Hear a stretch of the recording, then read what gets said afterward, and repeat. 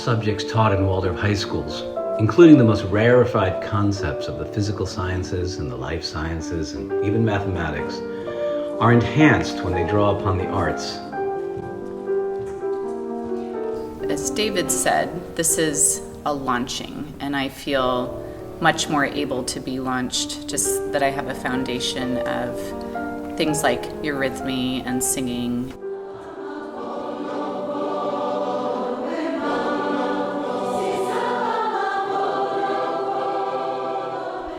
You know, for someone who didn't grow up in Waldorf education, a lot of these experiences, particularly the artistic experiences like sculpture, flex new muscles that I really haven't flexed before. It puts me in a position of empathy, greater empathy for my students, because I have been in their shoes and I know what it feels like to struggle with something and keep at it. There's been a lot of giving me sort of more information, more context, more detail, a bigger and better picture of what the world of Steiner and of Waldorf education is. There's really two things that have been really helpful for me. The first is just experiencing phenomenological science. It's definitely what we call phenomenologically based. In other words, we don't come with a concept, which is often done in the science world, of a concept about something and then give examples of it. Instead, we start with certain phenomena, certain concrete events or whatever, and try to understand it based on what we experience. In other words, we start with a riddle, because when you meet things... Something that weighs 500 grams. When it's in the water, it weighs 130 grams less. But the mass of this is the same. It's still 500 grams. But we also spend a lot of time just experiencing this way of seeing the world with our teachers. The first year we did botany with Michael Holdridge, and he'd take us all around campus, and we'd really be looking at all the different plant forms and seeing how different trees are expressing themselves in all kinds of ways, and then from there developing some concepts and principles, but first really doing it through our own perceptual activity. So all the green is this year's growth. Right. Over here, the green is this year's growth. And here you have really nicely these little rings. Yeah. And these are actually the terminal bud scars. Oh, yeah. Okay. Because the bud has all these little bracts, which one calls leaves, scales, right? All the little scales of the bud. A bud is many, many, many, many tiny leaves that protect the inside, which will not die, but the bud parts die, fall off, and leave these rings all the way. Yeah, the first thing is actually engaging with the phenomena with our teachers and seeing how they do it and letting them model how they work with the students.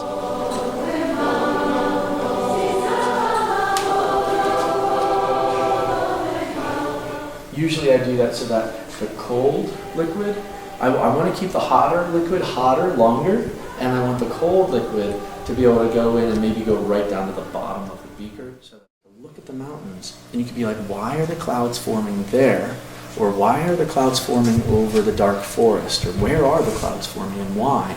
They can start to see with their mind, they can see the convection currents happening and know that at the top of that, the cloud is just the top of the convection current. So important that all Waldorf high school teachers, especially those in science and math, are themselves trained through experiences in the arts as well as in their specialized subjects. Most successful for the students because they are in this alchemy mindset and they need to enter into it before they can go beyond it, into the chemistry mindset, right? It's about being so focused with your consciousness that you can do something that's almost impossible. We're going to experiment with the 7 sisters. I'll give you some tin. And we're going to transmute it. Your aspiration is to have your consciousness so pure and to meditate on it in such a way, and your skill as an alchemist so precise that you can transmute.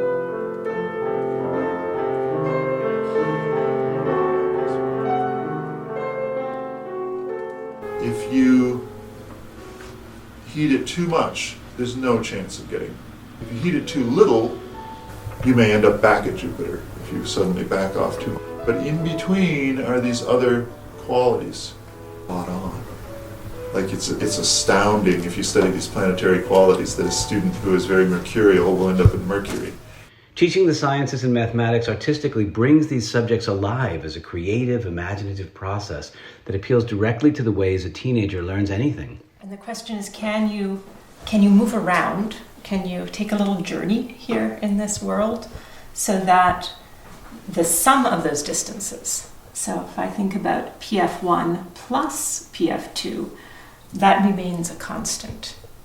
But we're going to take a little trip so that we're not going to stay exactly where we are. So if we get a little bit closer to F2, we would have to get a little bit further from F1 so we get a constant sum. So the first thing I asked the teachers was, just can you picture that in your mind?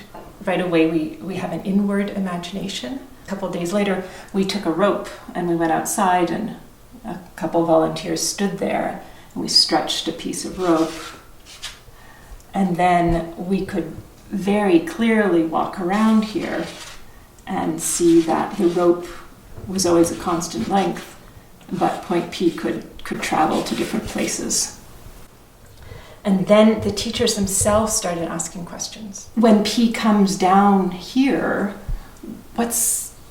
where will that point be? Can I find it? And then it was just amazing to see how they each took up that problem really differently. Everyone approached it in a different way, and we all came to the same solution. We all came to the same understanding, but through completely different methods. In a math classroom is that there's no opinion. Like, you don't have to argue about anything. So important that all Waldorf High School teachers, especially those in science and math, are themselves trained through experiences in the arts as well as in their specialized subjects. They are not being trained to become art teachers. They're being trained to teach their specialized subjects with artistry, in their movement, in their speech, in their use of color, and so on.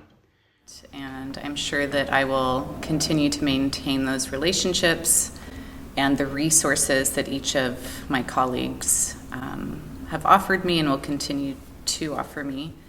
We're engaging in the arts, and we're doing eurythmy, and we're singing, we're doing all these different activities. Not just a head understanding of those underpinnings, but a whole body understanding of them. Good. You think I really care?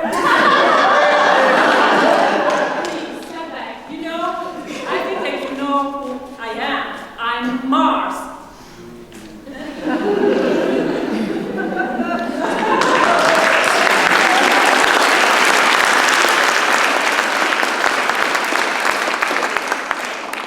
Hello, everyone. It's so wonderful to see you. I am Venus, and you look so beautiful.